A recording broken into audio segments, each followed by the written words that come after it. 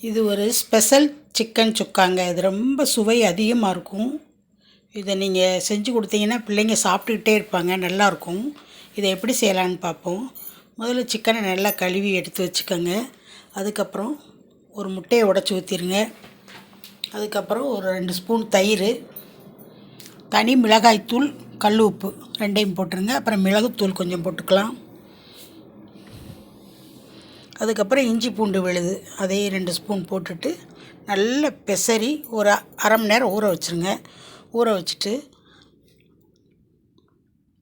அதுக்கப்புறம் 1/2 அன் ஹவருக்கு அப்புறம் முதல்ல கடாயை அடுப்பில் வச்சு கொஞ்சம் நல்லெண்ணெய் ஊற்றிக்கங்க நிறையாவே. கொஞ்சம் சோம்பு போட்டு அப்புறம் குடைமிளகாயும் பெரிய வெங்காயமும் இந்த க்யூப்ஸ் மாதிரி கட் பண்ணி நல்லா வதக்கிக்கங்க.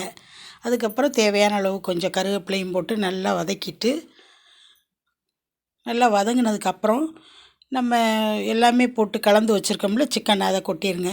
கொட்டி நல்லா வதக்குங்க. வதக்கிட்டு மூடி வச்சுருங்க. மூடி வச்சுட்டு திருப்பி எடுத்து அது கொஞ்சம் ஸ்லோவாக தான் வேகும்.